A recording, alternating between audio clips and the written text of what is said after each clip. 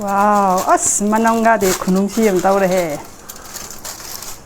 Is manangga de khunungsi am taw rahe. How do male? Mayambu khurumjari ngasi thoibi ki sakchangda mayambu taramna oksari mayam ngasi gi mathel oina chicken biryani.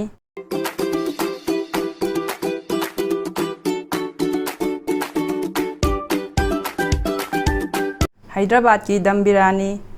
asi biryani hau matamda masala si yaudaba yade masala sudragadi biryani gi mahau aseng bala oi yumda araiba jienga masala kharaga saka ngojin batani aseng ba mahau lak nangai masan jingdu ai mayam da phajana takjarage ahan bada mithi khara mathang da tespata khara asina poppy seed asi bazar da ilai ilai na dum phang bani dal chini to uchet to aduga sina LIG achauba aduga nutmeg asi kwa marugu main tawbani ama punna hapiganu ama punna hapadi phaglakani aina ne tangkhai amandui tangkhai sein thogara thamjabani jira khara kalamis hop long khara LIG asi sangdaba suya yadaba pot ngaktane aduga biryani packet asi ama lobiro sing di khitang yamna lobiu asi aina grinder ta khaijare aduga asisina chicken masala morok asuba morok powder asina yumlongi machan masu khara thum khara khamesin ani laure asi soin ta khaire yen kg ma biryani taw matamda khamesin ani se asina dum yarani tilau so ina loi ta khaire tilau se marini kg am thong matamda tilau mari di soidana dum hapiro aduna sina sanam khara asi soina loi ta khaire sangom phamba khara tingkol ama asina horen yen du tholan ga doimi aduga yam thuna so mulan ga doini mana yen si law matamda sumaina sauna lobiro aduga mayai sida mumuk lenbiu ren masla sing du manung loi changsinaba aduga masala sing si mathak ta hapiro sumaina asina chanam ngasai agi asubadu asi mathak ta tangkhayam hapiro sing sumaina khara hapiro horesu masan morok asubasi dago sangom maphamba asi samas ahum hapiro jira khara aduga thum asi phajana pulap si mix tawbiro phajana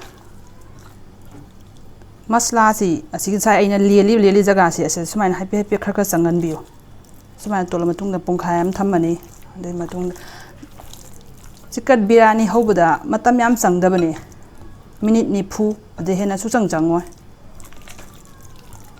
se amuk tangda da animak on tawro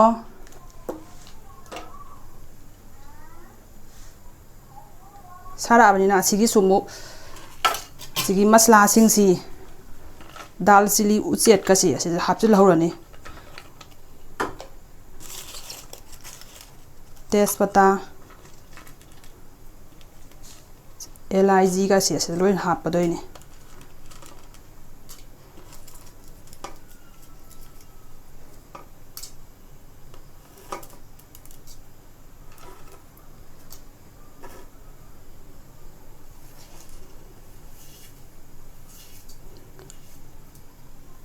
asi sara matung sa sieng si aina kilo mani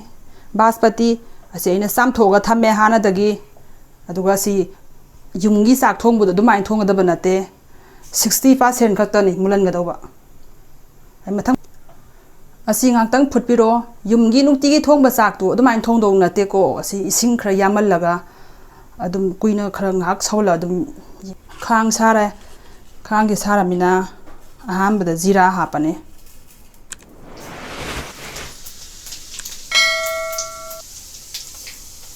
mathang da tespata mithi sai gi LIG achobado hop ꯀꯂꯥꯃꯤꯁ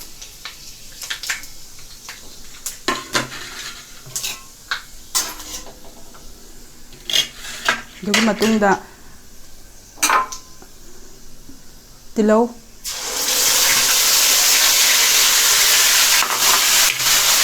ꯍꯣꯔꯦꯟ ꯐꯖꯅ ꯃꯨꯟꯅ ꯉꯧꯕꯤꯌꯨ ꯅꯠꯇ꯭ꯔꯗꯤꯅꯦ ꯇꯤꯜꯍꯧꯒꯤ ꯃꯅꯝ ꯅꯝꯒꯅꯤ ꯈꯥꯃꯦꯟ ꯑꯁꯤꯟꯕ ꯇꯤꯜꯍꯧ ꯑꯁꯤ ꯐꯖꯅ ꯍꯣꯔꯦꯟ ꯃꯨꯟꯅ ꯉꯧꯕꯤꯒꯗꯕꯅꯤ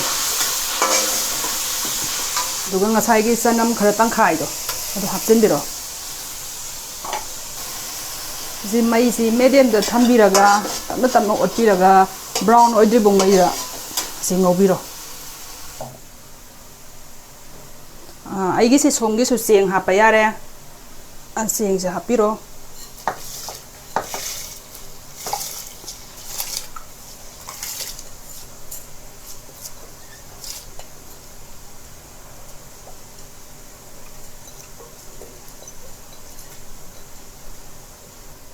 ꯑꯗꯨꯒ ꯑꯁꯤꯒꯤ ꯃꯊꯛꯁꯤꯗꯅꯦ ꯊꯨꯝꯁꯤ ꯈꯔ ꯍꯥꯞꯄꯤꯔꯣ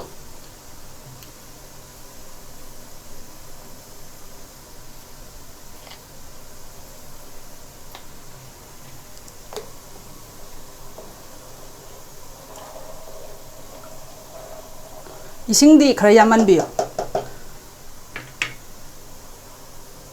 asigi tang ani gi sangsi asida ohenbiro isingdo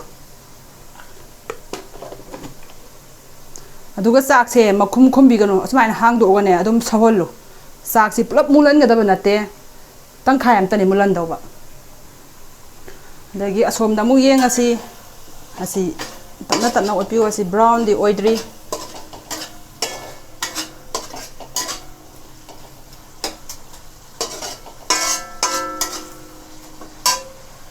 ꯑꯗꯨꯒ ꯁꯤꯡꯁꯤ ꯍꯥꯞꯄꯤꯔꯣ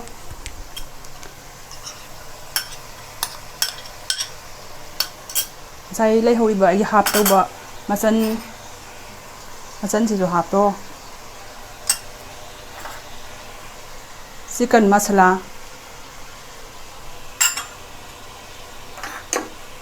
ꯃꯆꯨ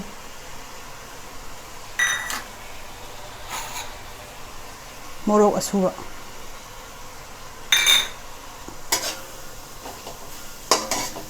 아이씨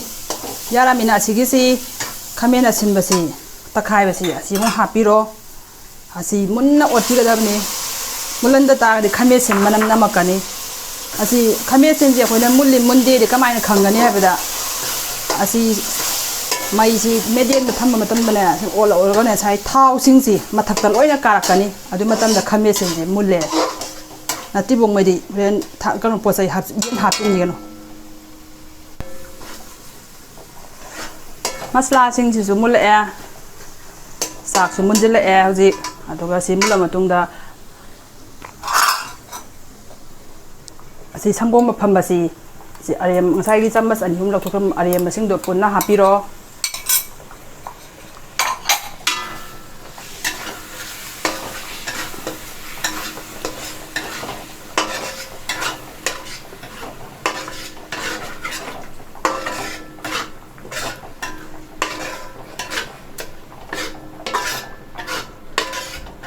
masala mawali thak toba chicken biryani masala aduna asigi ngaktang leira tha ani biryani masala namo dui matungda yen hap toine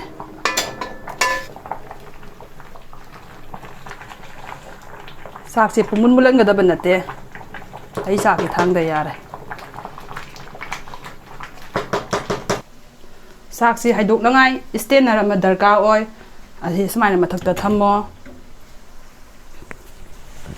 तो ऐसी जाके इसमें तक तो है तो फिरो सी यूंगी साग कुथोंग नते को दुगा सी साग सी मनिल लेरिंग आइदने असुमाइना कुपसिन बिरो कुखम्बा मना मथक्ता मसा सोंगे सु मसला सिंग छि लोइना मुल्ले हौजि बिरानी मसला हापने हैना सला असिदि खितंग यान हापि दुमना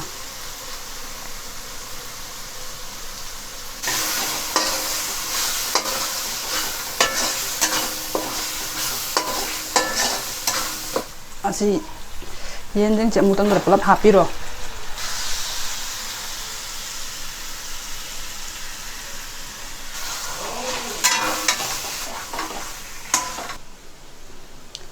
ꯃꯁꯤ ꯃꯈꯨꯝꯁꯤ ꯁꯨꯃꯥꯏꯅ ꯈꯨꯝꯃꯨ ꯌꯦꯟꯁꯤ ꯃꯨꯜꯂꯦ ꯑꯁꯤꯅ ꯑꯁꯤ ꯃꯨꯠꯊꯠꯂꯕ ꯌꯥꯔꯅꯤ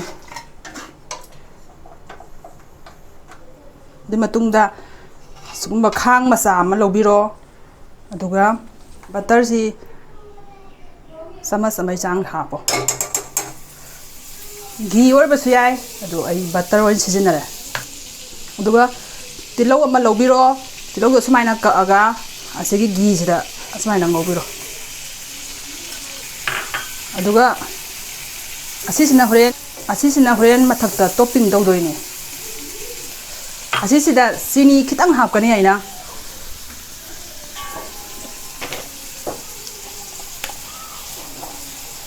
ꯆꯃꯆ ꯃꯆꯥ ꯑꯃ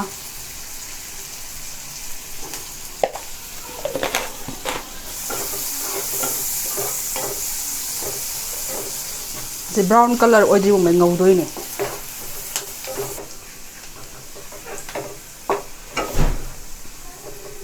ꯁꯤ ꯕ꯭ꯔꯥꯎꯟ ꯃꯆꯨ ꯑꯣꯏꯔꯦ ꯌꯥꯔꯦ ꯁꯤ ꯃꯨꯠꯊꯠꯂꯅꯤ ꯑꯩꯒꯤ ꯌꯦꯟꯁꯤ ꯉꯁꯥꯏꯒꯤꯗꯨꯅꯤ ꯑꯗꯨ ꯑꯁꯤꯁꯤ ꯃꯩꯁꯤ ꯃꯦꯗꯤꯌꯝꯗ ꯊꯝꯕꯤꯔꯣ ꯑꯗꯨꯒ ꯆꯥꯛꯁꯤ ꯁꯤꯗ ꯇꯪꯈꯥꯏ ꯑꯃ ꯍꯥꯞꯇꯣꯏꯅꯤ ꯇꯪꯈꯥꯏ ꯑꯃꯅ ꯁꯨꯝ ꯇꯣꯉꯥꯟ ꯊꯝꯗꯣꯏꯅꯤ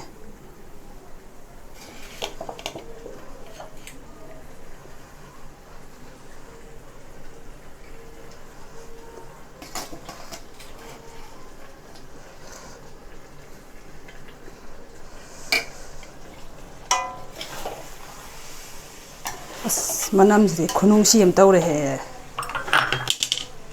ꯃꯅꯝ ꯌꯥꯝ ꯅꯨꯡꯁꯤꯔꯦ ꯕꯤꯔꯌꯥꯅꯤꯒꯤ ꯑꯁꯦꯡꯕ ꯃꯅꯝ ꯅꯝꯃꯦ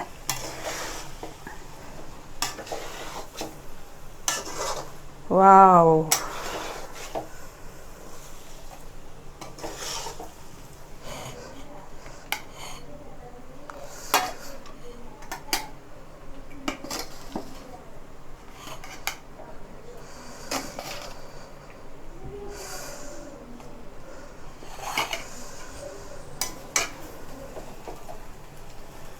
ꯉꯁꯥꯏ ꯗꯥꯜ ꯆꯤꯜꯂꯤꯗꯣ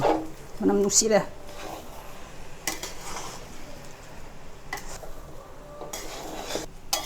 ꯆꯥꯛꯁꯤ ꯑꯁꯤꯗ ꯍꯦꯟꯅ ꯍꯥꯞꯄꯔꯣꯏ ꯑꯗꯨꯒ ꯇꯪꯈꯥꯏ ꯑꯃꯅ ꯁꯣꯝ ꯅꯥꯀꯟꯗ ꯁꯨꯃꯥꯏꯅ ꯉꯧꯅ ꯇꯣꯉꯥꯟꯅ ꯊꯝꯒꯗꯕ ꯑꯗꯨ ꯒ꯭ꯌꯥꯁ ꯕꯟ ꯇꯧꯔꯣ ꯑꯗꯨꯒ ꯉꯁꯥꯏꯒꯤ ꯆꯥꯛ ꯊꯣꯡꯉꯝꯕ ꯀꯣꯟ ꯑꯆꯧꯕ ꯑꯃ ꯍꯦꯛ ꯂꯧꯕꯤꯔꯣ ꯑꯗꯨꯒ ꯁꯤ ꯃꯔꯣꯟ ꯅꯥꯏꯅ ꯍꯥꯞꯇꯣꯏꯅꯦ ꯆꯥꯛꯁꯤ ꯍꯧꯖꯤꯛ ꯑꯩꯈꯣꯏꯅ ꯇꯪꯀꯛ ꯅꯥꯏꯅ ꯍꯥꯞꯇꯣꯏꯅꯦ ꯑꯍꯥꯟꯕꯗ ꯑꯁꯤꯒꯤ ꯁꯨꯃꯥꯏꯅ ꯃꯆꯨ ꯂꯧꯕ ꯆꯥꯛꯁꯤ ꯍꯥꯟꯅ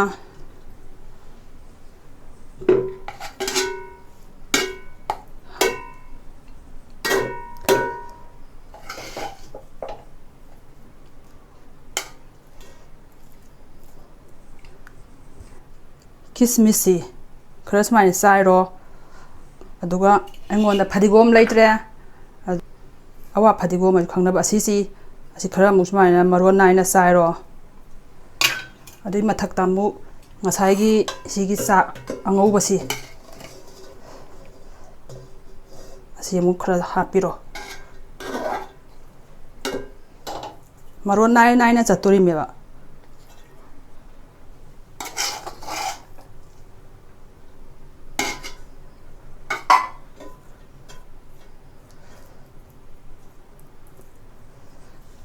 ꯑꯗꯨꯒ ꯉꯁꯥꯏꯒꯤ ꯇꯤꯜꯍꯧ ꯑꯉꯧꯕꯗꯣ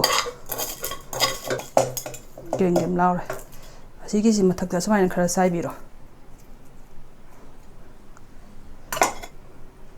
ꯀꯤꯁꯃꯤꯁ ꯑꯃꯨꯛ ꯈꯔ ꯆꯥꯏꯕꯤꯔꯣ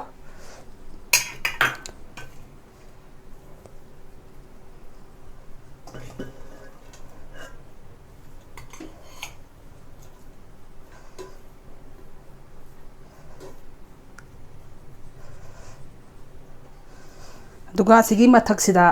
ꯌꯦꯔꯨꯝꯁꯤ ꯁꯨꯃꯥꯏꯅ ꯍꯥꯞꯄꯤꯔꯣ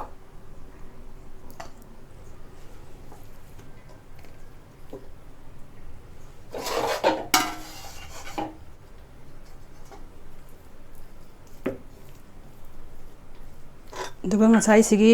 ꯁꯥ ꯃꯔꯣꯏꯁꯤꯒꯤ ꯃꯊꯛꯇ ꯑꯃꯨꯛ ꯈꯔ ꯆꯥꯏꯕꯤꯔꯣ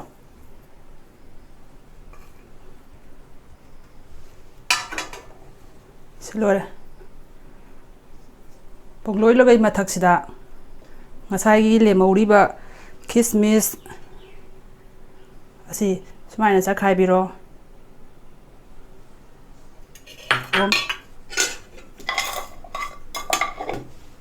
tilau angau wado asi butter mahi ni asi gi che ari me sumaina hajilo asi loisila loisila mina si iroi loibada aina mathakta sampra hapani sumaina sampra ama tangkhai lobiro aduga si sumaina sumjun biro aduga manin chatana ba sumaina mathak se inum phone si kupsin biro aduga sumaina makhum khum biro aduga ne si gas tane mai si amna low in thamedana aduga minute manga dang thambiro mayam aigi biryani si yum dam tang try tawbiu hawraga de ngonda comment am tang tawbiro mayam ai si loire si hangdo si wow as manamga de khunung si yam tawre he biryani gi aseng ma manam dula loire manamga de loire biryani aseng ma manam namme adugi mathakta ngasai gi nungsida asi gi khwai mathakta thamo tapna fazana okhai biraga is manamga de khunung si yam tawre he how do male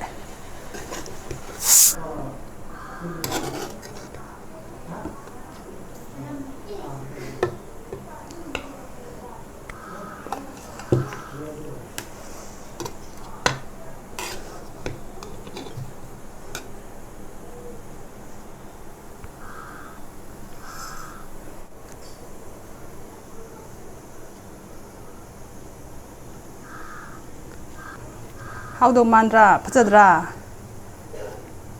mayam so mungtang yum da try tawbio chicken biryani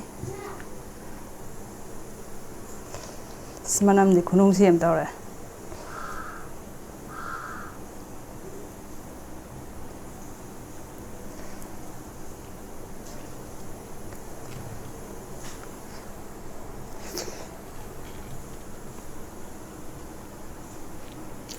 how am tawra